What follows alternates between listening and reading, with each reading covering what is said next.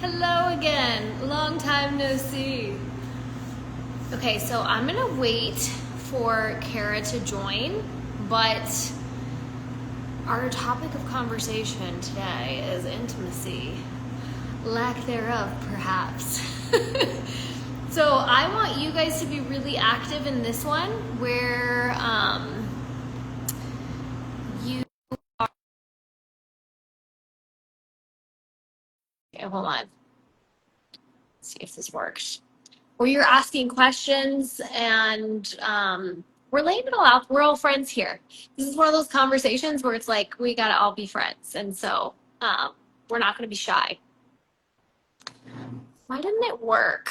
I always hate it when you're trying to join with someone. Kara, if you're here, request again. Today's been like a weird technology day with everything. My first live, I was like, in case you missed it, I was profusely sweating because I couldn't get the screen record feature to work. So that was fun.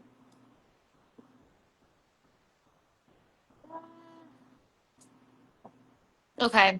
Well, while I wait for Kara, um, she's got, I want to say it's like 8 to 10 tips inside of the Menovation app. And they're all about how to spice things up, how to communicate with your partner, how to ask for what you need. Really important things, especially during this time. There's a lot of physical shifts that are happening to us in perimenopause, specifically. I don't know if you get in trouble for saying things on here. Now it won't let me request. Let me see if I can request you. I was like, go live. Okay, hold on. Like I said, weird technology day. It's promising. It's a blank screen. Is it working now? Yeah, there you are. Amazing. I can't see you, but that's okay. You can't see me? No. Weird. Okay. Well, I can see both of us. So hopefully, can you guys give us a thumbs up, thumbs down if you can see both of us? We're going to get started anyway. Okay. Introduce yourself. Tell everybody a little bit about what it is you do. Yeah, awesome. I'm Kara. I'm super excited to be here. I am a certified sex therapist, so I am a licensed clinical social worker by background, and also have additional training to be a sex therapist. So I work a ton with couples, with women in perimenopause and menopause, and um, all around kind of intimacy and all things kind of sex therapy. Okay. So let's dive right in. Yeah. What are some common midlife concerns that you see? And let's start kind of like from the woman's perspective, I think, Yeah. first. Like, what are women who are in perimenopause? What are some common issues you're seeing? Yeah, I think I was kind of laughing to myself as I was looking at your Menovation Instagram like description, where you said like learn WTF, what's happening in my body, because I see a lot of women who come and just really have no idea what's going on or what direction to go, and so they maybe see their doctor, they're referred to a million different specialists. And they're kind of trying to put this puzzle together. And so I think it's just like trying to figure out what on earth is happening, mood wise, body wise, intimacy wise, et cetera. And then I think the other big, huge thing that I see, and I'm seeing this over and over again, is women coming to me saying, like, really with the goal of improving intimacy because they want to just make their partner happy, or they want to satisfy their partner. They're like, help me get to a place where it's good enough so they're happy, and they get off my back. And so I love sort of helping people kind of rewrite that narrative of like, hey, we can make this about what you want to, and really come at it from more of an empowering place. Yeah. I know there's a lot of physical changes that can happen, like dryness. I've heard of women who struggle to climax during perimenopause. So there's a lot of physical changes. So it's not just in your head. And I also find, like, personally, just to share some anecdotal information, like, I hope my family's not listening. It's like, when you're ovulating, if you're ovulating still, you're like, okay. And then like the rest of the time, you're just like, I am too tired. I'm too grumpy. And so I think that can be challenging for women because we're literally on this cycle. And then our hormones on top of that during this phase are like everywhere. And then our men, they just get to coast through life. If you are partnered with a man, like steady the whole way with like even testosterone until they have a slight drop in their 60s. And so, I think it can be hard too if you have a male partner, for them to understand Totally. Yeah, also. I was just watching a spoof earlier from a comedian that was like a male, and he's like, I don't think perimenopause is real. And then he was like going off on a tangent about how if women have it, men have it too. And I sent it to my husband because the comment section was like so Did on they point eat and him so fun. alive? They did, yes. Yeah. Yeah. Yeah, no, it's real. It isn't in our heads. And so I think just even validating that so you can like meet yourself, like when it comes to intimacy with a little bit of grace, to be like, I'm not Yeah. always going to feel turned on. Like that's where I'm at. So what are some tips for communicating with your partner? Like you said, it's important for the woman to feel satisfied too. And so if we have Yeah. a very low drive, they have this steady drive. Like, how are we supposed to communicate? How do you kind of meet in the middle so that you keep the spark alive? Like, help us. Yeah.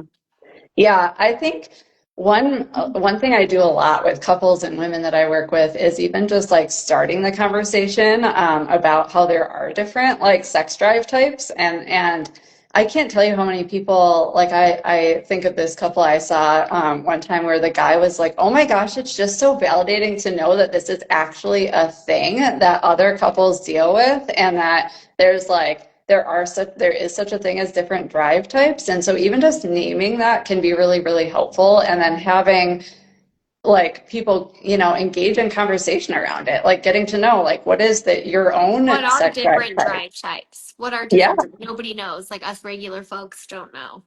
Oh, sure. Yeah, no, absolutely. So, I mean, and not to like bucket people, but for the sake of today's conversation, a lot of male partners are sort of in this like spontaneous sex drive type. And so that means that, they're ready to go at any It's point. like, Like, hey, your ass looks good. Let's go. yes, Yeah. Okay. exactly. Whereas women tend to fall more into that reactive state, especially during perimenopause and menopause, where it's like they need conditions to be right. They need to be wooed. They need to be emotionally intimate with someone. They need to have kind of a building up period. And I think like sort You of mean just walking by and like grabbing your butt isn't foreplay? probably not going to work for most people. Correct. Oh, that's shocking. Shocking. I know. Yeah. So how can a woman communicate, like, let's say in the bedroom, like Mm, to make it more pleasurable for her? Because like I heard you say a lot of women during this phase are like, oh, just get them off my back. Like I'll do yeah. it, twice a month so that I don't have to like deal with them. Um, how can women kind of like get their mojo back in the bedroom? Absolutely. I mean, I think a lot of it starts with paying attention to act like what you actually like listening to your body. I think sort of accidentally, women have been taught from kind of puberty on to mute some of those, bodily cues and kind of ignore them. And so it really is easy for women to be kind of detached from what they actually want, what feels pleasurable. And so a lot of the work is around like getting to know your body again and paying attention to like what feels good, what doesn't, and then how do I communicate that? Because if you communicate that to your partner, that's going to lead to better sex, which is going to lead to more intimacy and satisfaction on both ends. And so I think it really, really starts with kind of paying attention to and getting to know your own body. I would And ask, oh, sorry, go ahead. no, go for it.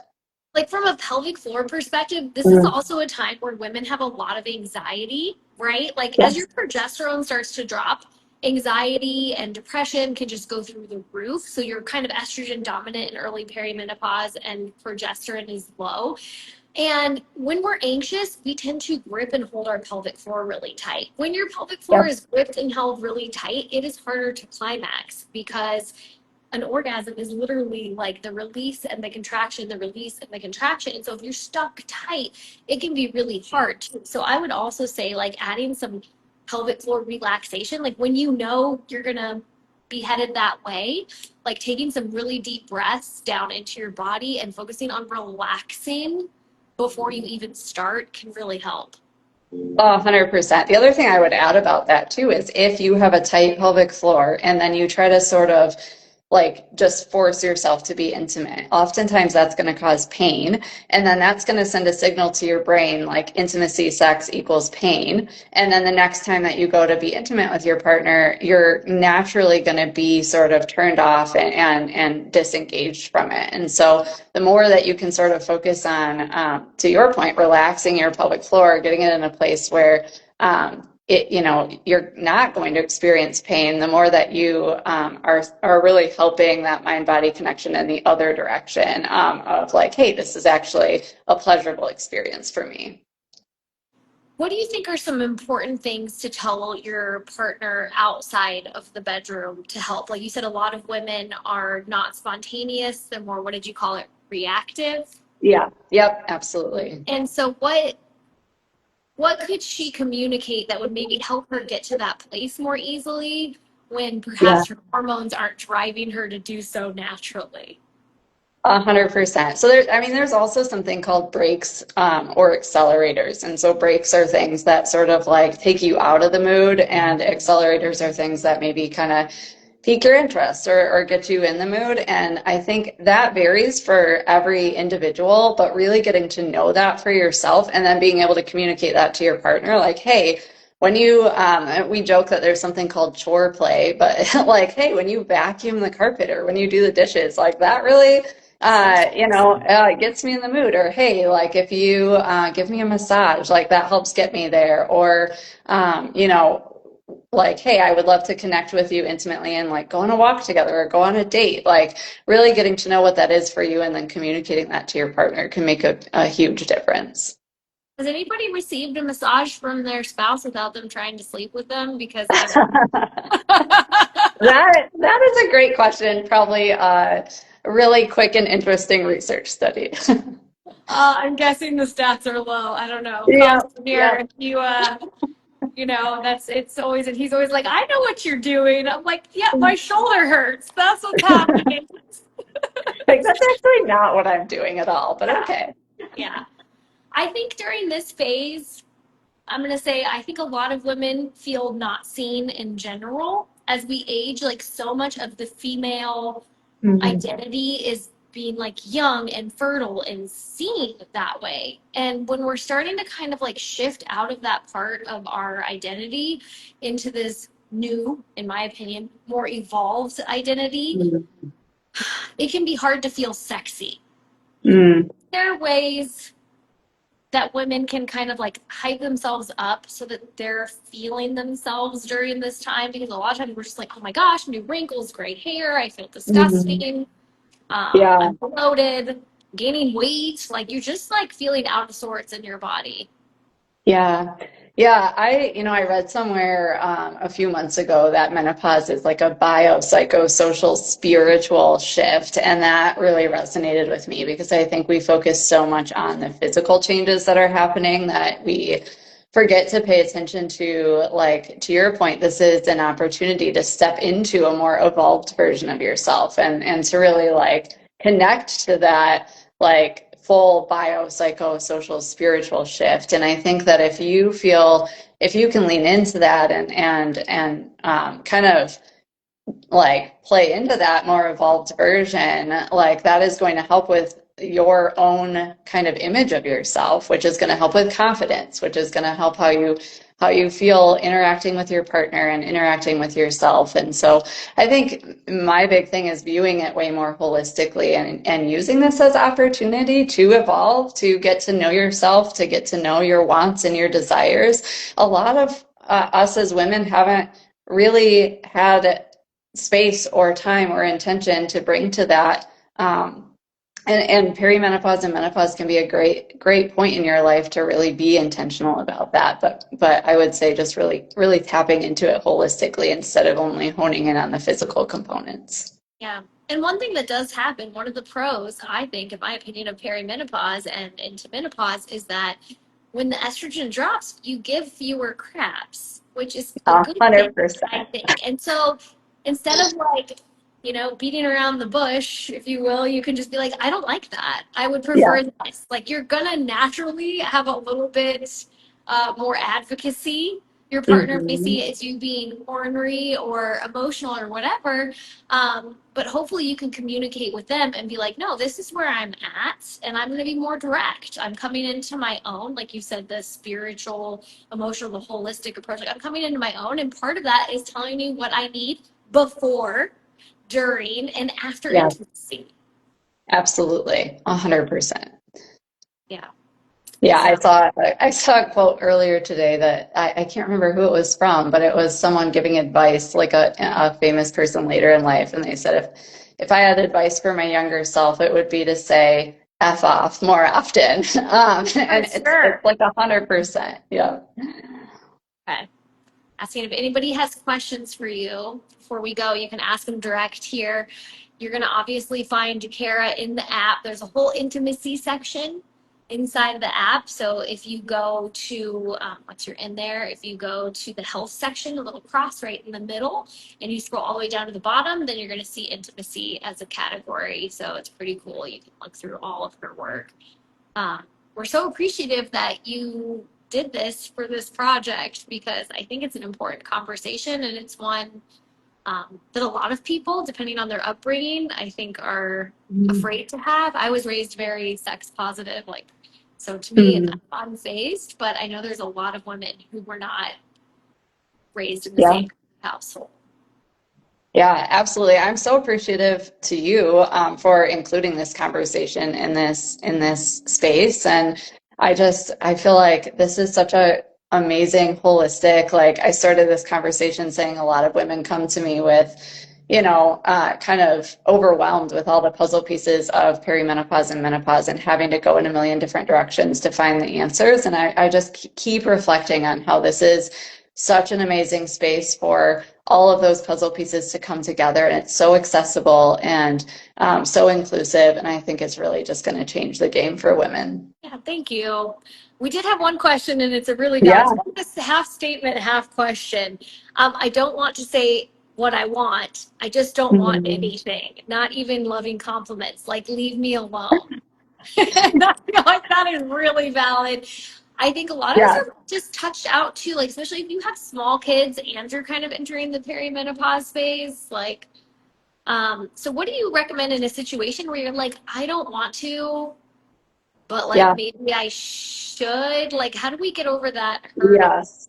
No, it's such a great question because I talk to so many women who are sort of just trying to force themselves into doing things to, pacify their partners, but then that accidentally creates this mind body like sort of cyclical connection of like I'm doing something I don't want to do. It then doesn't feel pleasurable, and then the next time the opportunity comes up, we're going to sort of have a bristle effect to it. And so I think, it's super valid to have spaces where it's like, I just need to not be touched. Like, I need no additional cognitive load. I need to not be touched. I need to make sure I have space where I can just be without having any expectations.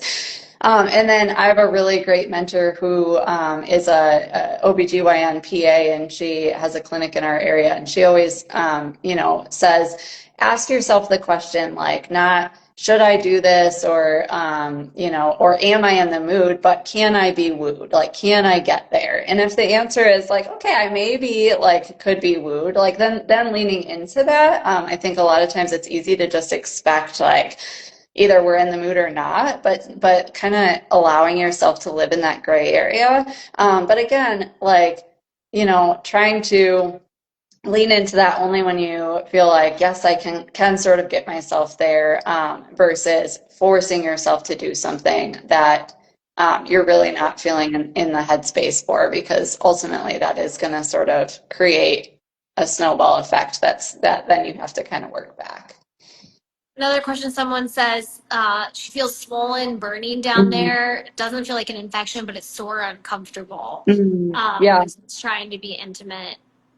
Yeah.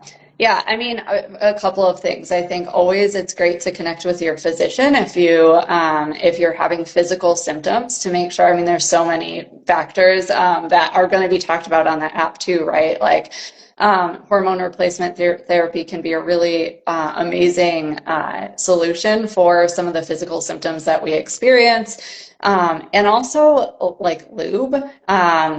I don't know if I'm allowed to like say specific brands here, but there's really Yeah. great lube that yeah, so Uber Lube is really great and is a game-changing tool for women. And so like naturally you're not going to have as much lubrication down there. And so like leveraging some of the tools that can be really helpful and really supportive as you're going through this transition of perimenopause to menopause can be really helpful as well. Yeah, I got to share a couple tips that I learned from the doctor interviews too. Another one is vaginal estrogen cream. It's kind of like face cream for your vagina, Yes.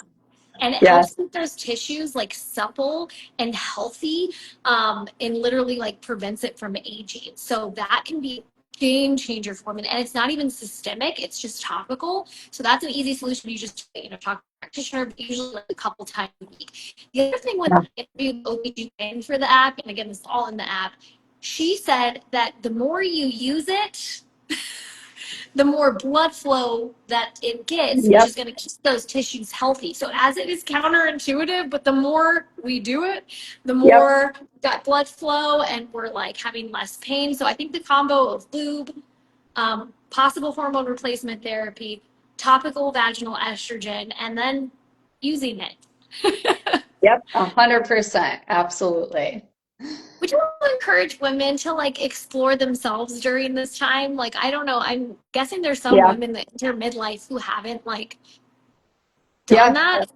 I'm wondering if that can help women to like be able to advocate for themselves A better. 100%. Yeah, there's actually a really great tool out there called OMGYes, where that is the whole intention of that platform, and it's done really like it's just done really beautifully. Like there are some videos and like video demonstrations, but there's always like a lot of consent process throughout. Like they let you know what you're going to be watching, and you have to acknowledge and consent to the videos that you'll be shown. But it's totally centered around women getting to know themselves, validating the different needs that different women have, and really helping in that exploration process. And so 100%, I think there's lots of evolving kind of resources and tools out there to even help support that process, so that you do know what you want and that you can advocate for Yeah. what you need.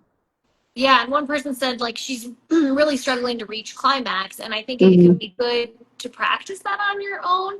I'm Yeah, going to share some like TMI information, but that's why we're all here, right? Like, so for yeah, me, again, like the relaxation part is for me. So, like, when I am practicing for the real deal, if you will, like learning to relax because I am just one of those hypertense people. yeah. So our pelvic floor can, but if you've had kids, the woman, it's 10 kids in 10 years. So she's had some kids. I love your account, by the way.